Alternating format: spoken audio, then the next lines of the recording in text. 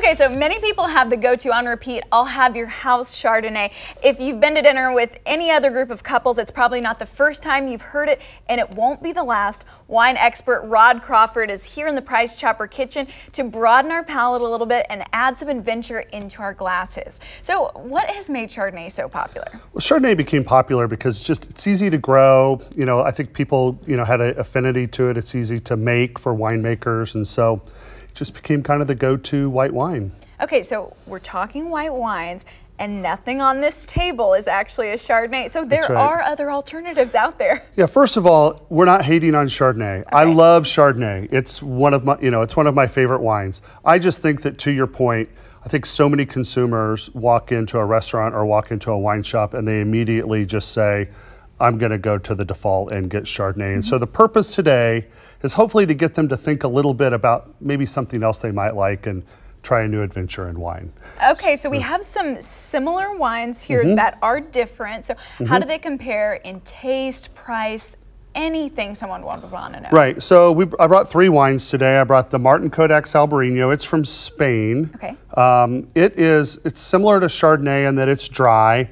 Its differences are in that, well, Chardonnay can kind of have some tropical and tree fruits. This one is kind of a lemon, lime, zesty kind of wine, and it goes really, really great with seafood. Okay. And that's this one here. Yeah, let's smell it. Okay.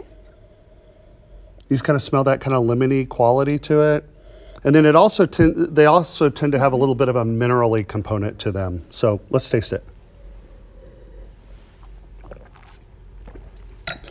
Okay, I can definitely get those hints of lemon there. Got that?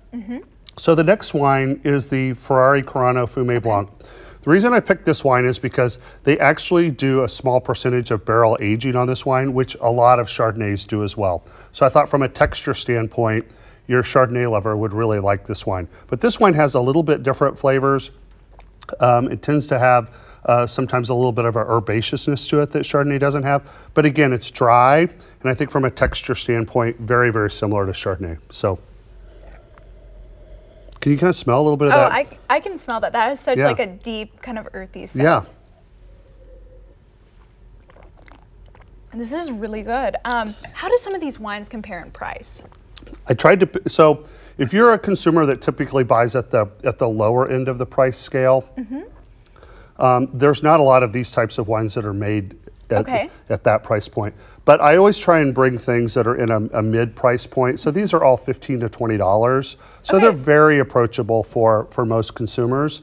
And that's really where things like, Fumé Blanc Albarino, and then this last wine, the Viognier, that's where they kind of launch in terms of price point. You want to taste the last one real quick? Let's talk about this last one. Also, what does it pair well with? Yeah, so the Viognier has flavors of like apricot and peach, and it also is known for having a lot of floral components. This one is interesting too because it's an organic wine, which is becoming a little more popular in the winemaking world. But we love this one with like, chicken dishes, fully flavored fish types of dishes, things like that. Even, pastas with light sauces are a really good pairing. So we could see some like Greek, Italian restaurants serving this. Oh, absolutely, yeah. Okay. You see that's more floral and more, do you get kind of that peach and apricot? Yeah, this is such a light wine. It's amazing. Well, Rod, thank you so much. He's actually broadening our palate. That way we don't just have to order our grandmother's favorite wine. I just want everybody to go out and try something different. Yeah. Thank you so much, Bill.